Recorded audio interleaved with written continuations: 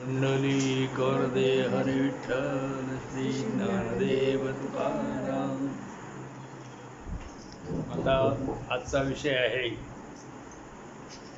कन्या विक्री आणि कन्यादान. अगदी जुन्या काळापासून आतापर्यंत सुद्धा चालू आहे की मुलींचं पैसे घ्यायचं आणि द्यायचं, विकायचं. तर जुन्या काळात तरी मुलींची लग्न ही तुकारामांच्या वेळेला मुलींची 6 वर्षाची 8 वर्षाची असताना मुलींच्या लग्न व्हायची. तर हाती होन दावी बेना करती लेकीच्या धारणा. हाती होन म्हणजे हातात होन म्हणजे सोन्याचं नाणं. तर हे सोन्याचं नाणं हातात ठेवायचं. किती सोन्याचे नाणे ह्या मुलीबद्दल द्यायची. आणि लेकीच्या धारणा म्हणजे किंमत करत होते. असे धर्म झाले कळी पुण्यरंग पाप बळी. हा कलियुगाचा दुसरा मुख्य अभंग आहे तो पुढे. तर त्यातलं 267 नंबरचा हा अभंग आहे. त्यातल्या फक्त 2 ओळी घेतलेल्या आहेत. तर ऐसे धर्म झाले कळी. कलियुगामध्ये, कळी म्हणजे कलियुग. कलियुग 4 युग समजली जातात. पुराणामध्ये 4 युग कृत, द्वापार आणि कली. कृतयुग म्हणजे सत्ययुग, त्रेतायुग,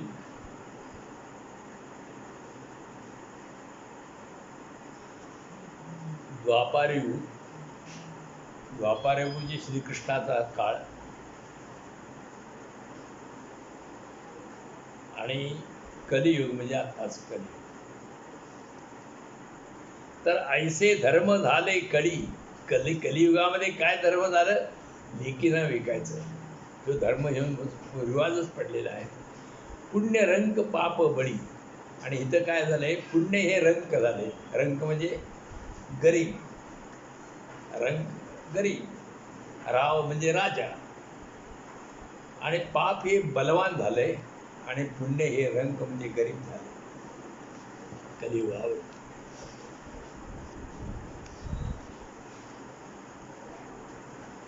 पुढं त्याला असं म्हटलंय, सालंकृत कन्यादान पृथ्वी करिता पृथ्वी समान. जर सालंकृत अलंकारासहित कन्यादान जर कोणी केलं तर पृथ्वी दान केले इतकं पुण्य त्याला मिळते. अलंकारासह जर एखादी कन्यादान आपण केलं तर करिता पृथ्वी समान, पृथ्वी दान केल्याने इतकं पुण्य मिळते. बरी ते न कळे या मूढा. परंतु हे मूर्ख लोक आहे, त्यांना हे कळत नाही की मुली जर सालंकृत करून दिल्या, पैसे न घेता दिल्या, तर एवढं पृथ्वीचं मोलाचं आपल्याला पुण्य मिळतंय. पृथ्वी दान केले इतकं पुण्य मिळतंय. परंतु हे का परी ते न कळे या मूढा येईल कळो भोग पुढा. आणि पुढं यांना भोगायला येईल, हे नरकात जातील असं तुकारामांचं म्हणणं आहे. की अशा जर मुलींच्या विकल्या तर हे नरकात जातील. आचरता धर्म भरे पोट राहे. आचरता धर्म भरे पोट राहे धर्म. अशा तऱ्हेने मुली जर विकल्या, आचरता कर्म, अशा तरी जर कर्म आचरण केलं, पोट भरते. खरं धर्म मात्र बाजूला. पोट तुमचं भरत, पण धर्माला ते मान्य नाही. सत्या देवस आहे ऐसे करून या पाहे. तुकाराम म्हणतं महाराजांना, अरे सत्य मार्गाने जावा, एवढं करून तरी बघा, असं करून तरी बघा, देव तुम्हाला सहाय्य होईल. सत्य मार्गाने जावा, अशा मुली वगैरे विकू नका. अन्न अमान धन हे तो प्रारब्धाधीन. पैसे अशा मार्गाने मिळवू नका, तुकाराम म्हणतात. अन्न आपल्याला जे जेवायला पाहिजे, अन्न ते ज्याचं नशिबात असेल तेवढं त्याला मिळणार. मान्यता जी आहे ही नशिबात असेल तेवढं, प्रारब्धात असेल तेवढं. प्रारब्ध म्हणजे नशीब, तेवढं असेल तेवढंच मिळतंय. आणि धन हे सुद्धा त्याच्या नशिबात असेल तेवढंच मिळतं. हे तो अन्न मान धन हे तो प्रारब्धा अधीन. तुका म्हणे सोस दुःख आता पुढे नास. तुकाराम महाराज म्हणतात उगाच सारखा लोभ वाढायचा, हाव वाढायचे, हे पाहिजे ते पाहिजे ते पाहिजे.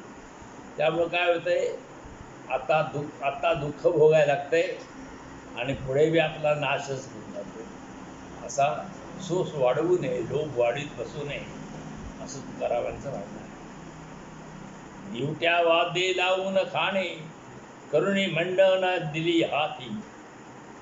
तर लग्न करते वेळी मुलगी कशी दिली तर तुमचं दिवट्या वाद्ये, दिवट्या म्हणजे पूर्वी का असं ते लाईटिंग वगैरे नव्हतं. पूर्वी दिवट्या लावूनच रात्रीचा प्रकाश करायचे लोक. दिवटी जे हे करायचं, एका याला लाकडाला किंवा सळीला लोखंडाला यायला किंवा लाकूड असलं तर वल्लं घ्यायचं, हिरोम वगैरे ते काही पेटत नाही. त्या पुढे चिंध्या गुंडरायच्या आणि ते आपल्याला डोळ्याला पेटवायचं. अशा तऱ्हेने ड्युटी करायची ती. वाद्ये दिवट्या वाद्ये लावून खाणे. लग्नाच्या वेळी घरात दिवे लावून वाद्यांचा गजर करून चांगल्या पक्वानांचे भोजन देऊन मुलगी नवऱ्या मुलग्याच्या हातात देतात. करुणी मंडन दिली हाती. एवढं करून ती मुलगी दिली. नवरा नेई नवरी घरा. नवरा हा नवरी आपल्या घरला घेऊन जातो. पूजन वरा पाद्याचे. आणि ते त्या तो नवरा जो असतो त्याच्या पायाचं पूजन हे मुलीचे आईबाप करतात. गौरविली विहीन व्याही. आणि विहीन व्याही म्हणजे ते नवरीचा ती आई, नवरीचा बाप ही विहीन व्याही आणि नवऱ्याचा बाप आणि नवऱ्याची आई हे एकमेकाचे विहीन व्याही असतात. घडीले काही ठेवू नका. आणि ह्या सगळ्यांच्या मानासाठी विहीन व्याही वगैरे या सगळ्यांच्या मानासाठी जे काय घडीले म्हणजे दागिने काय घडविले असतात तर मागं काय ठेवलं का ते देऊन टाका. करू द्यावे न्यावे नावे बरे खायचे कारे न कळेची. करू द्यावे सगळं काय असेल ते लग्नामध्ये मानपान सगळं करून द्यावं. अंघोळी वगैरे घालाव्यात आणि हे तुम्हाला कसं काय कळत नाही असं तो म्हणतो. वऱ्हाडियांची लागे पाठी जैसी उठी फळका दिली. पण काही लोक जे आहेत ते वऱ्हाडला पाठी खात्यात त्रास देत्यात मागत्यात. आणि जशी तेलामध्ये जर कुटिका तेलामध्ये जर ती उठणे टाकलं तर लग्नात वराकडील काही लोकांचे चुकले तरी ते सहन करावे. ते तुम्हाच का कळत नाही. रागावलेले विहीण व्याही वऱ्हाडाच्या पाठी लागतात. जशी तेलात कुटिका मुरते तसा या विहिणीचा भांडखोरपणा सर्वत्र वऱ्हाडात मुरतो व सर्वच भांडू लागतात असं त्यांचं नाही. तुका म्हणे जोडीला थुंका पुढे नरका मजते पाप जिव्हे काप सुटत असे. तुकाराम महाराज म्हणतात अशा तऱ्हेचं जे वागतील त्यांच्याकडून जी पापं होत्या ती माझ्या जिव्हेकडनं विचार सुद्धा होत नाही, मला थरकाप होत आहे. तुका म्हणे कोरान रांड बेटा भांड मागे ना. तुकाराम महाराज म्हणतात की असे जे आईबाप तिचे असतील त्यांची बायको म्हणजे तिला शिवी दिल्या कोरान कोरडं अन्न खाऊन देते घाट असं म्हणते. आणि बेटा भांड मागे नाका. आणि हा तो जो तिचा बाप जो आहे तो असा हा वेडा भांडखोर हरामखोर मनुष्य व त्याची ती राट बायको दोघेही भिक्षा का मागत नाहीत, त्यांना भिक्षा मागावी लागेल असा शाप देतोय तुकाराम महाराज. लग्नात जर असं काही वागलं लागला असा, पैसे हडके घेतलेचा, सोन घेतल्याचा, दागिने घेतल्याचा तर याचा कोणी करी पक्ष तोही त्यासी समतुल्य. अशा प्रकारे कन्येची विक्री करण्यासाठी जो काय बाजू घेईल, जो मदत करील, त्याला बी सगळी पाप वरील प्रमाणे सगळी पाप त्याच्या भोकाटेला बसते. भुकासाठी पावे दुःखाचा विभाग, पूर्वजासी लाग निरे दंडी. उगत निष्कारण फुकासाठी मी फुकट पाकट दुःख त्याला भोगावं लागेल. अशा माणसाला उगत पाठिंबा द्यायचा, हे करा म्हणून सांगायचं. पुढील अशी लाग निरे दंडी. निरे दंड म्हणजे पुढं पूर्वजाशी, म्हणजे पूर्वजाशी आपले पूर्वज आहेत त्यांना नरकात घालायची पाळी येते, नरकात पडावं लागेल असं केलं तर. ऐके राजा न करी दंड, जरी हा दंड दुष्टासी. आणि तुकाराम म्हणाला, राजानं, अरे ऐका, राजानं या अशा दुष्ट लोकांना जर दंड केला नाही तर तुकाराम महाराज म्हणतात, तुका म्हणे त्याचे अन्न मद्यपाना असं म्हणत. तर त्या राजाचं अन्न खाणं हे दारू पिण्या समान आहे. त्या राजाचं अन्न सुद्धा खाऊ नये, असं जर कोणी ह्याला दंड राजानं केला नाही. कपट किंवा कपटी मनुष्य पुढाचं दिले. तारतमे तरी तारतीम वरी तोंडाचं पुरवते, अंतराते येते अंतरीचे. हा मनुष्य जरी प्रत्यक्षात तारतम्याने बोलत असला तरी याच्या अंतरंगात कपट आहे. वर मात्र चांगलं व्यवस्थित घोळून चांगलं सज्जन आहे असं बोलतोय, परंतु हा अंतरंगामध्ये कपट आहे याच्या. ऐसे काय बरी दिसे ठकाठकी, दिसते लौकिकी सत्य ऐसे. तुकाराम महाराज म्हणतात, ही ठकाठकी म्हणजे फसवाफसवी चांगली आहे का? वर ते सत्य असं दिसतंय लौकिकामध्ये, परंतु ते तुझ्या मनात कपट आहे आणि तू ही फसवाफसवी चालवलेली आहेस. भोजनात द्यावे विषकाल उनी, मोह चाळवणी मारावया. भोजनामध्ये कपटानं विष कालवून द्यावं आणि मग ते मोह त्याला भुलवून त्याला नाश करायचं, त्याला मारून टाकायचं. अशा तऱ्हेचं हे कपटी लोक करतात. तुका म्हणे मैंद देखो नेदी कुडे. मैंद म्हणजे कपटी मनुष्याला मैंद म्हणतात. तुका म्हणे मैंद देखो नेदी कुडे. त्याला वाईट काय असेल ते चांगुलपणा सोप दाखवितो आणि आपल्या मनातला खोटेपणा कपट लपवितो. तुका म्हणे मैंद देखो नेदी कुडे. आपल्या मनात जे कपट आहे ते बाहेर दाखवित नाही. आदरेची पुढे सोंग दावी. आणि चांगलं सोंग द्या. मी साधूचं सोंग दाखवतोय, सज्जनाचं सोंग दाखवतोय, पण हा मनातून कपटी असतो.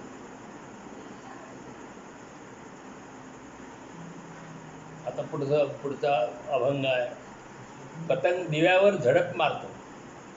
पतंग दिवा असं ह्यावर नाही, जर दिवा रॉकेलचा दिवा आपण लावून ठेवला तर पतंग पाखरं त्याच्यावर उड्या मारतात. आणि का तर त्यांना प्रेम वाटतं ते दिवावर. तर असलं प्रेम काय फुकट असलं प्रेम उपयोगाचं नाही. जळो प्रेमा ते सारंग, जाय उडवून पतंग मरतोय त्यावर दिव्यावर झडप घालून. सासूसाठी रडे सून भावांतरीचा भिन्न. कपटी लोकांचं सांगितलंय की सासू जर मेली तर सून रडायला लागते, पण सूनच्या मनात बरं झालं मैदा गेली काय. आणि हे सगळीकडे आहे. आता जवाहरलाल नेहरूंच्या घरात काही कमी होतं, पण जवाहरलाल नेहरूंची बायको जी कमला नेहरू, मोतीलाल नेहरूंची जे बायको, मोतीलाल नेहरूंची बायको आणि जवाहरलाल नेहरूंच्या बहिणी होत्या 2-3, कृष्णा हाती सिंग, जयलक्ष्मी, तर तिला सरळ खाऊ द्यायचं नाही. त्या काय कमी पडलं त्यांच्या घरात. पण हे पिढ्यानपिढ्या कुंदिरा आणि मांजर जे आहे की नाही, पिढ्यानपिढ्या हे सासू सूर असं सगळीकडे आहेच. हे सासूसाठी रडे सून भाव अंतरीचा भिन्न. मैंदमुखी कोवळा भाव अंतरी निराळा. मैंद म्हणजे कपटी माणूस. तो गोड बोलतो सगळं, परंतु त्याच्या अंतरंगात दुष्ट भावना असते. जैसी वृंदावना कांती, वृंदावन कांती उत्तम धरू नये हाती.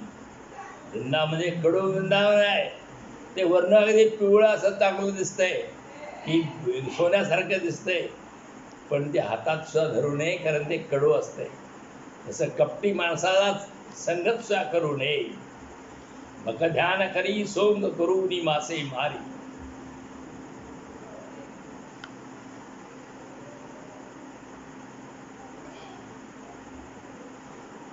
बगळा ध्यान करतो.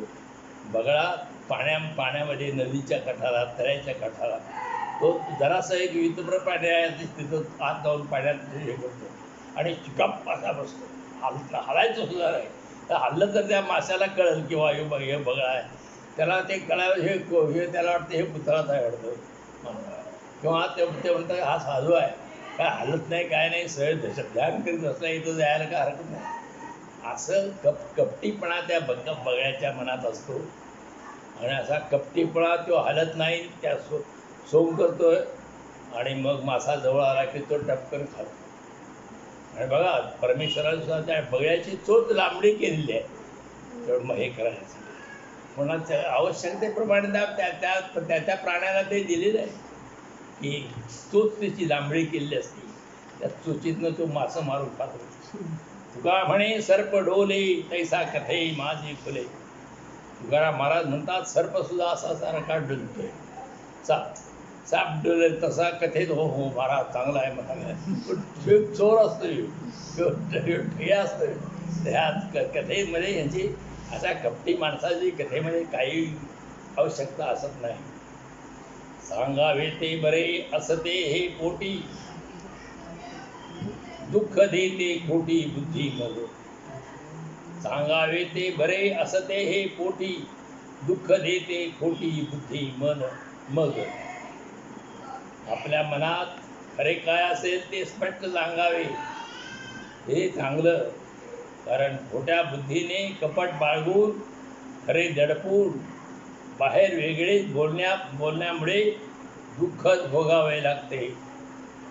कधीही असं पोटात खोटी बुद्धी ठेवू नये. खरं असते सांगावे ते बरे असं ते खोटी. जे पोटात आहे, आपल्या मनात आहे, ते सगळं सांगून मोकळं. उगाच कपट मनात ठेवू नये. त्यामुळं पुढं आपल्याला दुःख भोगावं लागतं. आपला आपण करावा व्यवहार, जिंकून अंतर मन ग्वाही. आपले मन जिंकून सद्विचार, सदाचार, सत्य यांना आपले मन साक्षीदार ठेवून आपण योग्य व्यवहार करावा. जे नाही मागे येत बोलिले वचन, पावा बा तो सीण बरा मग. की जे बोललेलं असतं, ते बोललेलं वचन हे मागं येत नाही. वाईट जर आपण बोललो तर ते काय मागं येत नाही. नाही मागे येत बोलिले वचन, बोलतो ते परत येत नाही. त्या बोलण्याने शेवटी दुःख भोगावे लागते. पाहावा तो सीण बरावरी. म्हणजे सीण म्हणजे त्रास, दुःखच होतं. का म्हणे महू घ्यालो खटपटे, आता देवा खोटे शब्द पुरे. तुकाराम महाराज म्हणतात, देवा मी या खटपटी, लटपटी, लबाड्याला, कपटीपणाला फार घाबरत आहे. म्हणून यापुढे देवा मी खोटे बोलणार नाही. असं ते कपट आणि खोटे. आता कथेचा विकरा.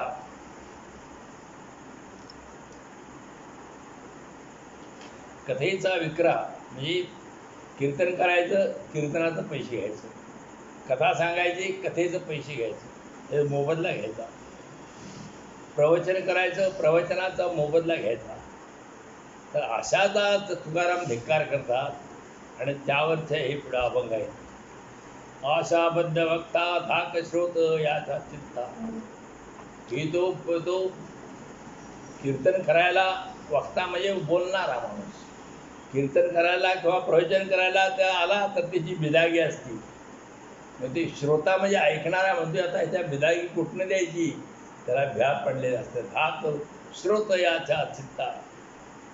वाया गेले ते भजन उभयता लोभी मन. ते भजन त्यांचं जे कीर्तन आहे ते फुकट गेले. हा बी लोभी आहे आणि तो बी. ह्याला पैसे सुटवत नाहीत आणि त्याला बी पैसे सुटवत नाहीत. त्याला पैशाची हाव असते. बहिर्मुख एके ठाई तैसे झाले तया दोही. हे दोघे जण एकाच धनाचे धन मलावे मिळून ते व्याकुळ झालेले असतात. आणि हे श्रोता असं जर पैसे घेणारा जो वक्ता आहे तर त्याच्यात बी काही ज्ञान नसतं, त्याच्यात बी देव नसतो त्याच्याकडं. तो पैशासाठी तो बोलत असतो. आणि ऐकणारा आहे तो सुद्धा पैसे त्याला देत असतो. त्यामुळे त्याचाही उपयोग नाही. तुकाराम म्हणतात, माप तैसी गोणी तुका म्हणे रीती दोन्ही. जर माप जर रीता असलं, अडीचरीत काय नाही असं करता नाही, 1 2 3 बरं, तर पोत्यात तर काय येणार. ते पोतं बी रिकामं आणि हे अडीचरी बी रिकामच. माप तैसी गोणी तुका म्हणे रीती दोन्ही. रीती म्हणजे मोकळी.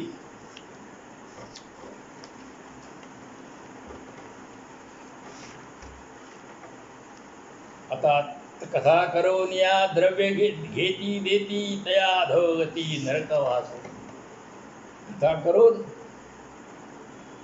कीर्तन करून, प्रवचन करून जे पैसे देतात आणि जे पैसे घेतात, देणारे आणि घेणारे हे या दोघांना नरकात जायची पाळी आहे.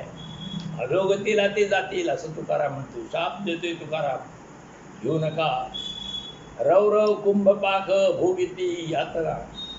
ते कुंभपाक नावाच्या ह्याच्यामध्ये तप्त अशा त्या रसामध्ये कुंभपाकाच्या हे केलं असतं.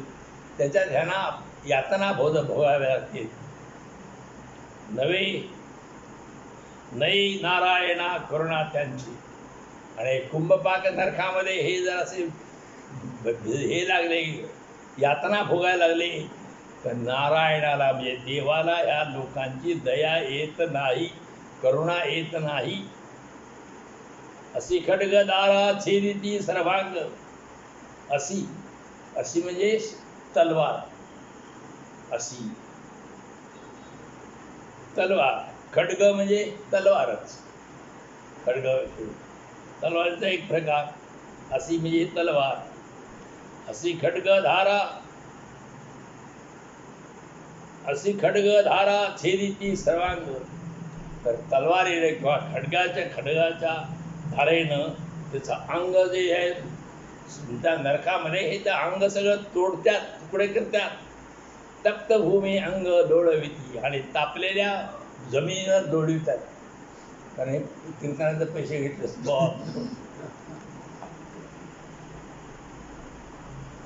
तुका म्हणे तया नरक न चुकती सापडले हाती यमाचिया. तुकाराम महाराज म्हणतात, अशा लोकांना हे देव वगैरे हे हरिभक्त परायण वगैरे सगळे हे राहिले बाजूला, की स्वर्गवास वैकुंठवास राहिलं, हे नरकाला जातात. यमाच्या हातात ते सापडतात आणि त्यांना नरक चुकत नाही असं म्हणतात तुकाराम महाराज. कथा करून या मोलजापे घेती तेही दोघे जाती नरकामध्ये. मग आता हे सगळे अभंगी एकत्र सगळे केले. ते कथा तर करून पैसे जे घेतात त्या सगळे अभंग, जे 4600 अभंगातनं सगळे एक जागी आणले. ही आहे, ही हिकमत आहे हे भाऊ. तर कथा करून या द्रव्य जापे घेती मोल जापे घेती. हे कथा कीर्तन करून त्याचं जे मोल घेतात तेही दोघे जाती नरकामध्ये. ते दोघे जण नरकामध्ये जातात. वर आहे तसला तो अभंग आहे.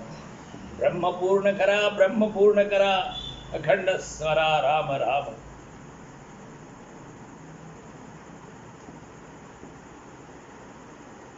यापेक्षा अखंड रामनामाचे स्मरण करा, ब्रह्मरूपास प्राप्त व्हा. असं असे म्हणतात, ब्रह्म पूर्ण करा. अखंड रामनाम करा. कशालाही कथा कीर्तन करत असता, राम राम राम असा जप करीत बसला तरी तुमचं कल्याण होईल. अखंड स्मरा राम राम. मधुर वाणीचा नका पडो भरी, जाल यमपुरी भोगावया. ही चांगल्या प्रकारचं कीर्तन चांगले महाराज सगळे ह्याचे पटवून सांगतात. भोगो हसायला लागला हसायला त्याचं कीर्तन सांगायचं. मधुर अशी वाणी सांगतात.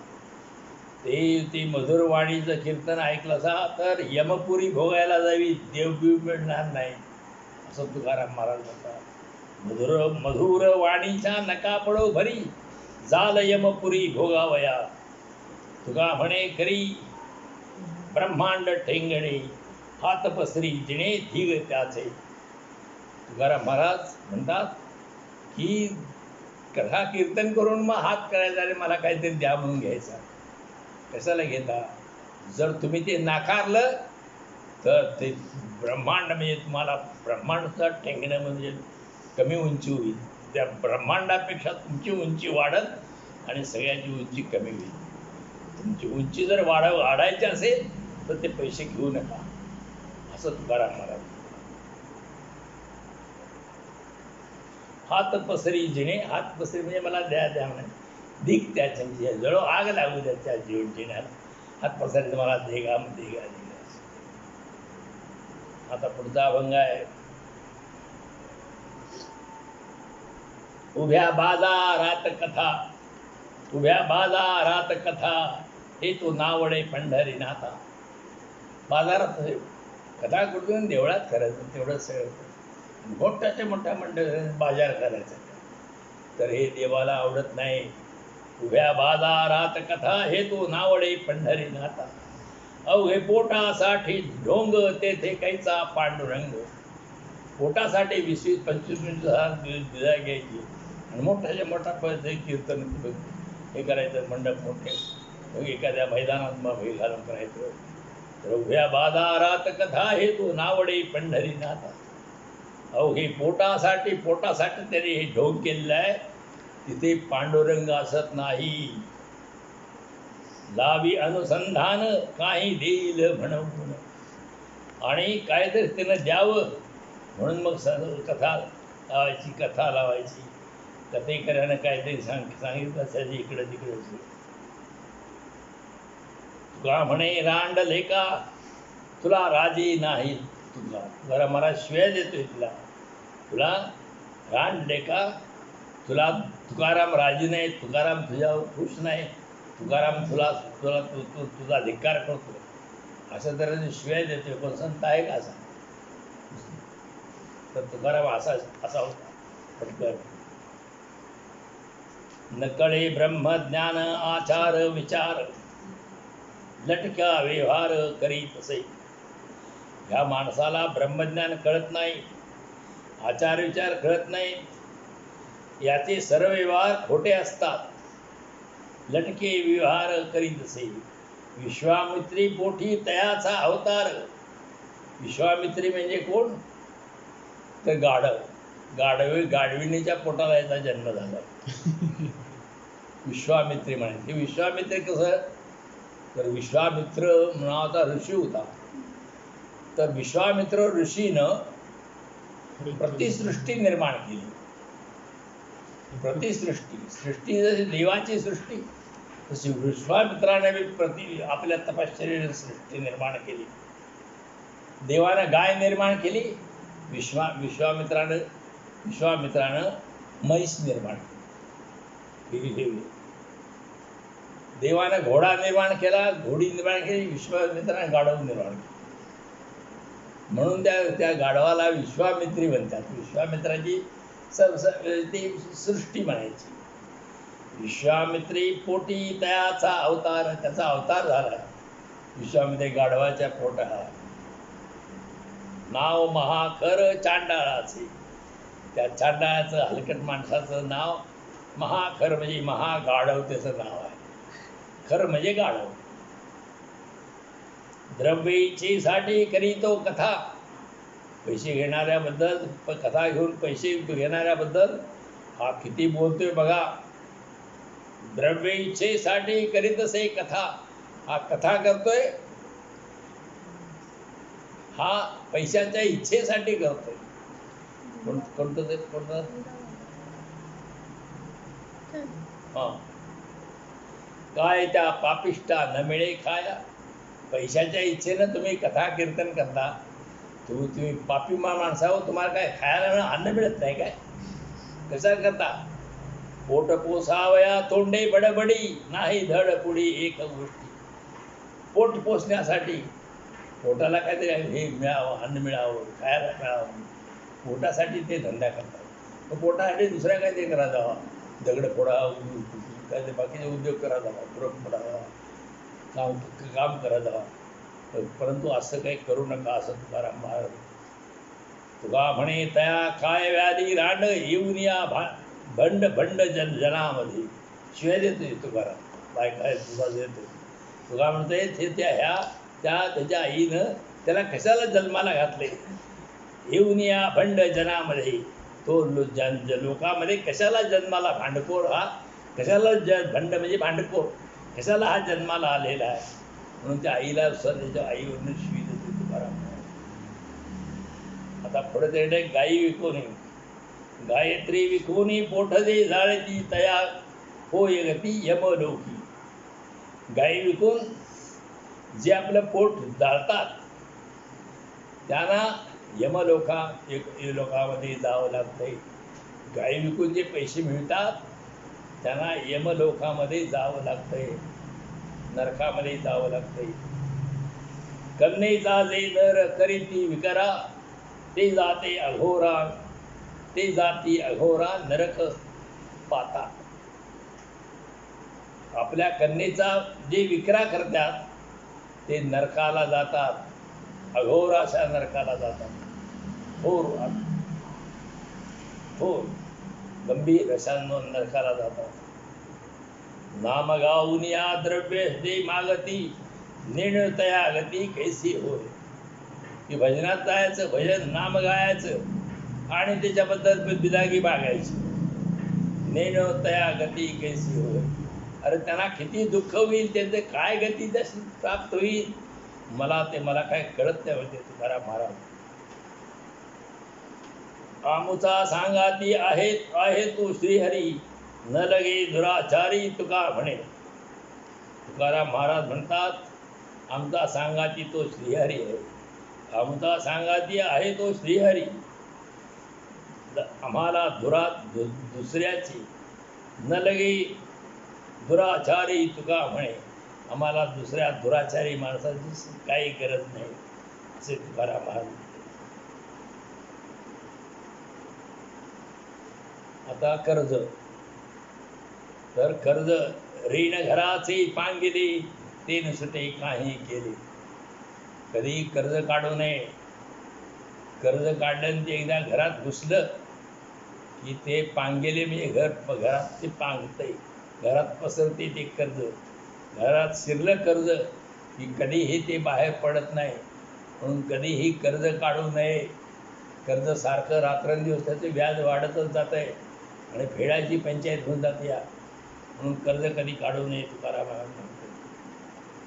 आता कर्जाबद्दल सुद्धा तुकाराम महाराज काय सांगतात ते बघा. कर्ज जर द्यायचं झालं तर कसं द्यावं कर्ज. खुंटून या दोरी आपण या पासी, वावडी आकाशी बोक दिली. पतंग आपण म्हणजे वावडी म्हणजे पतंग आकाशात आपण सोडून देतो. वावडी म्हणजे पतंग, पतंग आपण आकाशात सोडून देतो आणि खाली दोरी मात्र आपल्या हातात असते. मग किती आकाशात लांब गेला पतंग तरी आपण तो परत दोरी आता आपल्यात असल्यामुळं ते आपण पतंग परत आणू शकतो. आकाशात गेलेलं सुद्धा ते कशामुळं, ती दोरी खुंटून आपल्या हातात ठेवली असते. म्हणून तुकाराम महाराज म्हणते आपुलिया हे मालासी जतन, गहाणाचे ऋण बुडवून नेणे.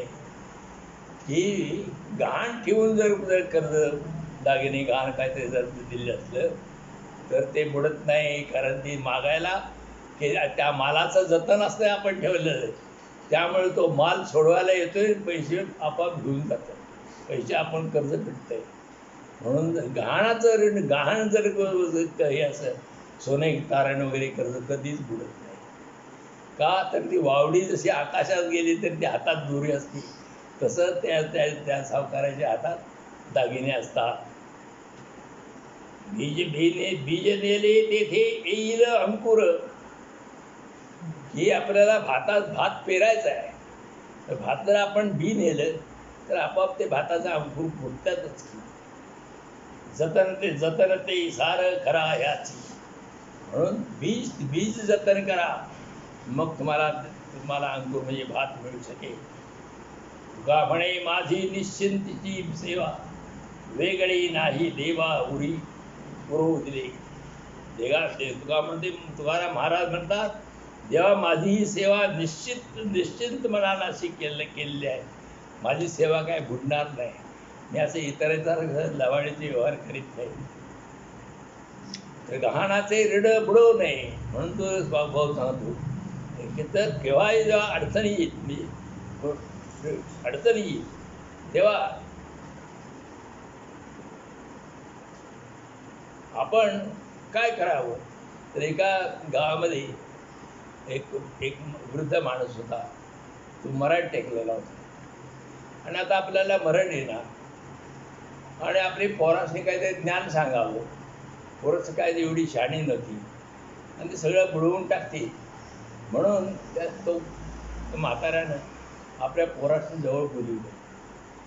तर त्या 4 मुलांना जवळ बोलवलं आणि सांगितलं, यापुढं मी तुम्हाला वागण्याचे नियम सांगतो. मी आता अधिक काळ जगणार नाही, परंतु तुम्ही कसं वागावं त्याचं सांगतो. तर काय सांगितलं त्यानं? पहिली गोष्ट आहे, तुम्ही कामाला जाताना हे फक्त ऐकून घ्या, ध्यानात ठेव, सगळं द्यायची काही गरज नाही.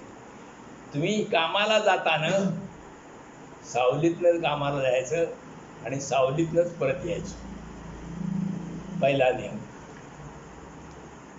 दुसरा नियम काय त्यानं सांगितलं की प्रत्येक गावामध्ये 4 गावामध्ये घरे बांधा. 4 गावामध्ये तुम्ही घरं बांधा, हा दुसरा नियम सांगितला. तिसरा नियम सांगितला की जर कर्ज द्यायचं असेल, कोणाला काय पैसे द्यायचे असतील तर बुडले म्हणून द्या. कोणाला काय द्यायचं असलं तर बुडले म्हणून देऊन टाका, परत येणार नाहीत असं समजून द्या. आणि चौथा नियम सांगितला की तुम्हाला जर केव्हा अडचण वाटली तर ज्याला 3 पाय आणि 3 डोके आहेत, मस्तक 3 आहेत, 3 मस्तक आणि 3 पाय ज्याला आहेत, अशा माणसाचा सल्ला तुम्ही घ्या. आता हे कसं काय होणार? मग ह्या पोराने काय करावं की सावलीतनं जायचं, सावलीतनं त्या आपल्या शेतापर्यंत किंवा आपल्या दुकानापर्यंत मांडव घालून टाकले. सावलीतनं जायचं, सावलीतनं यायचं. झालं. प्रत्येक गावात 4 गावात घरं बांधली. ती कुणीच्या कुणी बळकावून टाकली. मांडव मांडवाला सगळे पैसे गेले. शेतात काय पिकायचं धान्य किंवा दुकानात काय माल विकायचा राहिल्या बाजूला, आणि पैसे त्याच्यावेळी बुडणारच आहे म्हणून प्रत्येकाला दिलं, ते खरंच बुडलं सगळं पैसे. आता ते म्हणजे त्रिपाद आणि त्रिमस्तक कुठं आहे तो हुडकूया. आता 3 डोक्याचा माणूस आणि 3 पायाचा माणूस कुठं असणार? सगळे म्हणजे एकाला विचारलं, म्हणजे त्रिपाद त्रिमस्तक असा तर म्हणजे अगदी म्हातारा 80 वर्षाचा 90 वर्षाचा म्हातारा असला तर दुंगण टेकून बसलेली असते, आणि त्याचे गुडघे 2 वर आलेले असतात डोक्या इतकं. म्हणजे हे डोका एक, इकडचा एक गुडघा इकडे एक वर आलेला, आणि इकडे 3 त्याची डोकी आणि 3 पाय. म्हणजे ते 2 पाय जमिनीवर टेकलेले असतात आणि डुंगणाने एक टेकलेलं असते. ते 3 पाय म्हणायचे आणि 3 हे. असा 80-90 वर्षाचा जो म्हातारा आहे त्याचा सल्ला घ्यावा. त्रिपाद त्रिमस्तक म्हणजे असं. पण ते गेले बाबा म्हणजे आमच्या बाबांना असं सांगितलं, पण आमची वाट लागली, आता आम्ही काय करावं. तर तो म्हणा, तुमच्या बाबांना जे सांगितलं ते काय सावलीतनं जावा आणि सावलीतनं तुम्ही या हे जे सांगितलं, तर त्याचा अर्थ काय, तुम्ही दिवस उगवायच्या आधी किरण बाहेर पडायच्या आधी तुम्ही त्या कामावर जावा आणि अंधार पडल्यावर परत या साहेब, असं सांगितलं त्यानं. सावलीतनं जावा आणि सावलीतनं या, काय ते बापानं सांगितलं सांग. पण आपल्या लेखाने काय त्याची अक्कल नव्हती. पुन्हा काय झालं, 4 गावामध्ये 4 घरे बांधा. म्हणजे नुसते त्याचा घरं बांधायचं नाही, तिथे काही पावळे काही मित्र निर्माण करायचे. म्हणजे केव्हा बी गेला तर तुम्हाला राहायला मिळालं. आणि पैसे बुडणार म्हणून द्या. बुडणार म्हणून द्यायचं म्हणजे उगाच देऊन टाकायचं. ह्या माणूस समोरचा नंतर पैसे बुडणार आहे म्हणून पाहिजे ते सगळं बयाजवार लिहून घ्यायचं चकचकीत. मग कुठं बुडवितोय, बुडणार आहेत. नाहीतर हे काय देणार आहे माझं, मला परत देणारच आहे म्हणून द्यायचं विश्वासात, आणि मागणं ते त्याने बुडविलं की बघलत बसायचं. तर त्याच्यापेक्षा तुकाराम महाराज तिथं त्या म्हाताऱ्यानं सांगितलं, तू पुढं बुडणार आहे म्हणजे सगळं अगोदर सगळं व्यवस्थित लिहून घेऊन मग त्याशिवाय द्यायचं नाही. आणि मग त्रिमस्तक हे सांगितलं तुम्हाला की म्हाताऱ्या माणसाचा सल्ला घ्या, तर गाणाचे ऋण बुडवू नये, हे ज्ञान सांगितलेलं होतं तुकाराम महाराजांनी कर्जाच्या बाबतीमध्ये. तुका म्हणे, माझी निश्चिंतीची सेवा मी देवा, मी जे करतोय देवगासाठी ठगेगिरीची कसली तरी अशी पंपगिरीची डळमळीत अशी सेवा करत नाही. मी निश्चिंत अशी सेवा भक्ती तुझी सेवा करतोय. आणि वेगळी नाही देवा उरो दिले, मी वेगळे पण काही करून ठेवलेलं नाही, मी देवा तुझ्याशी एकरूप आहे.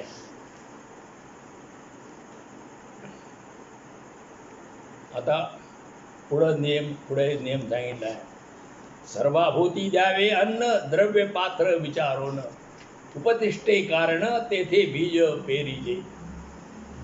सर्वाभूती अन्न जर द्यायचं झालं तर विचार न करता सगळ्यांना देऊन टाकायचं. ते त्यात काय हे उडे पुरं बघायचं नाही का, तर ह्याला द्यावं ह्याला नाही द्यावं. पैसे जर द्यायचे झालं तर लायक बघून पात्र विचारून, तो परत देणार आहे का, चांगला आहे का, कसा काय करील म्हणून द्रव्य पात्र विचारून.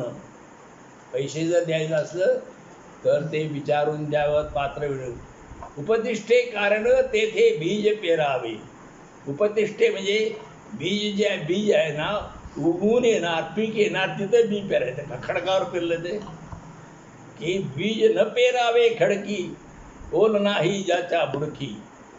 खडकावर बी पेरलं काय उपयोग होणार. तर तसं द्रव्य जर द्यायचं झालं तर विचार करून द्यावा. अन्न जर द्यायचं झालं तर की सर्रास सगळ्याशी द्यावं. आणि बी पेरायचं जातं, जिथे ती उगवून येईल, पीक चांगलं येईल, तिथं बी पेरावं. पुण्य करता होय पाप, दुग्ध पाजवून पोशील असा. अनेक वेळा पुण्य करायचं जात आहे, दूध पाजलं तर काय होतंय, पुण्य होतंय. पण सापाला दूध पाजलं तर ते पापच होतंय. तर अघोर करून अघोर जप दुःख विकत घेतले. आणि काही अघोर जप करणारे लोक असतात की दुसऱ्याचं वाईट व्हावं म्हणून. तर अशा तऱ्हेचं जप केल्यामुळं दुःख विकत ते घेतात. भूमी पाहता नाही वेगळी, माळ बरड एक काळी, उत्तम निराळी मध्यम कनिष्ठ. जमीन म्हटलं तर त्यामध्ये फरक आहे. माळाची जमीन असती, बरड म्हणजे जी न पिकणारी अशी निकस जमीन असते बरड. आणि काही जमिनी काळी घोर जमीन असते, उत्तम मध्यम कनिष्ठ अशा जमिनी असतात. म्हणून विवेके काही करणे निके, तुका म्हणे फिके रुची नेदी मिष्ठान्न. म्हणून जे काय करायचं असेल ते विचारानं करावं. तुकाराम महाराज म्हणतात, जर फिके म्हणजे ज्याच्यात हळणी, ज्याच्यामध्ये मीठ नाही असं, रुची नेदी मिष्ठान्न. अन्न जे स्वाद केलेलं असतंय ते जर त्यात मीठ नसेल तर रुची येत नाही त्याला. आणि पुढं तो तुकाराम देवाला विनंती करतोय, बहुऋणे पिळिलो फार परिहार करावा. देवा मला खूप कर्ज झालंय आणि मला फार मला पीडा झालेली आहे. परिहार म्हणजे मला ह्याच्यातून सुटका करावी, माझ्या ह्या कर्जातून सुटका करावी. तुका म्हणे निर्बल शक्ती का कुलती होणे हेतू. तुकाराम महाराज म्हणतात, निर्बल म्हणजे मी बलहीन आहे, माझ्यात शक्ती नाही, मी दुर्बल आहे, म्हणून मी काकुळतीला येतोय. देवा मला ह्या कर्जातून सोडवा. आता पुढं म्हणणं आहे, कर्तव्य सोडू नका आपलं. झाड कल्पतरू नखरी याचे की अवभारू. कल्पतरू हे झाड असते. कल्पतरू स्वर्गात देवाजवळ हे झाड असते. तर ते त्याच्या खाली बसून काय कल्पना करेल ते मिळते. काय पाहिजे आता, जे जेवाय पाहिजे सगळं जेवाय मिळते, हत्ती पाहिजे मिळते, सोनं मिळते, पैसे मिळते, असं ते झाड आहे. पण कोणीही त्या झाडाखाली जरी बसलं तर प्रत्येकाला ते मिळते. याचक म्हणजे भिक्षेकरी, मागणारा कोणीही जरी असेल तर त्याचा अव्यय करीत नाही, तिटकारा करत नाही, धिक्कार करीत नाही.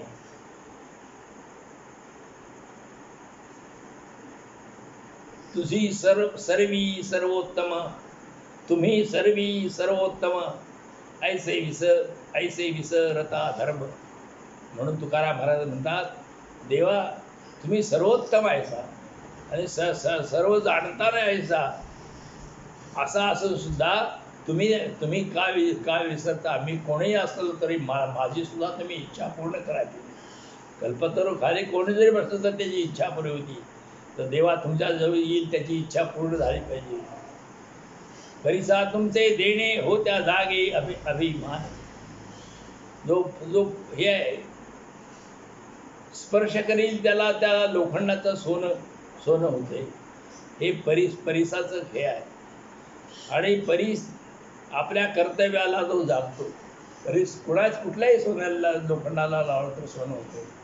तसं देवा तुम्ही कुठलेही जरी असलं, मी कोणीही जरी असलो तर तुमचा भक्त आहे, माझा तुम्ही उद्धार केला पाहिजे. गाऱ्हाणाने तुका गर्जे मारून या का. तुकाराम महाराज म्हणतात, मी मोठ्याने गर्जना करून एक गाऱ्हाणे उपदेश शिकवण लोकांना सांगत आहे.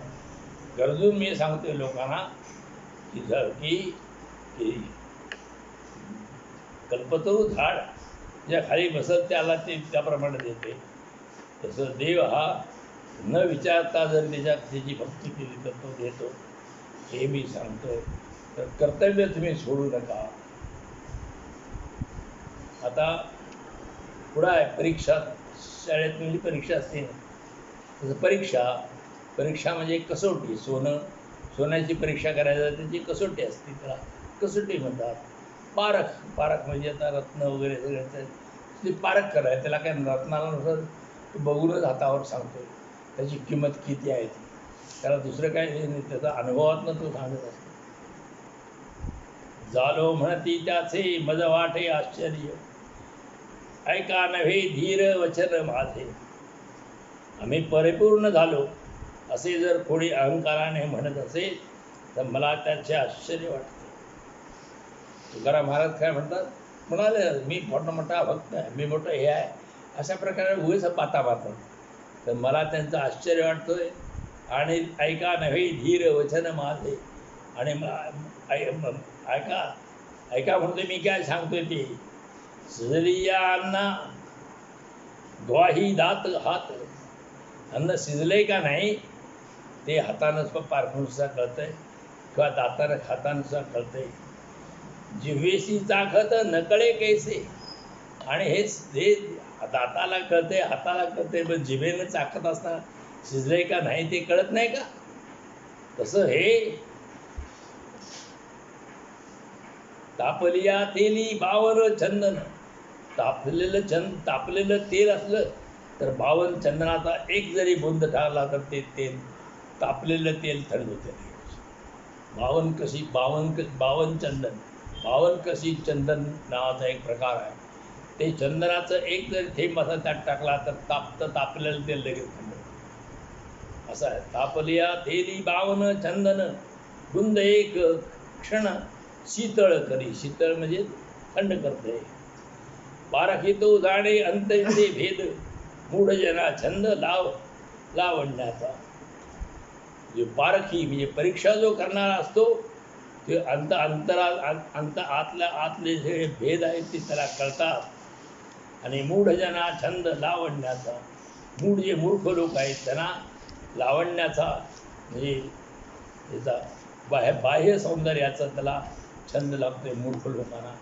परंतु अंतरंग त्याचं शुद्ध आहे. अंतरंग कसं आहे ते चांगल्या लोकांना कळते, पारख करणाऱ्या लोकांना कळते. तुका म्हणे कशी निवडे आपण शुद्ध मंदहीन जैसी तैसी. तुकाराम महाराज म्हणतात एकदा कसोटीला लावले की कोणती वस्तू ह्या वस्तू किंवा घटना शुद्ध, मंदपणा आणि हीनपणा, शुद्ध आहे का मंद आहे का हीन म्हणजे कमी दर्जाचे आहे का हे कळतंय कसोटीला लावल्यावर. कवी आणि कवित्व चोरी किती वाजले? 9 वाजले. 9 वाजले. मग हे घेऊया. हा नको नको राहू दे राहू दे. राहू दे राहू दे. कवी आणि कवित्व चोरी उद्या घेऊन पण द्यायची. ठेवा.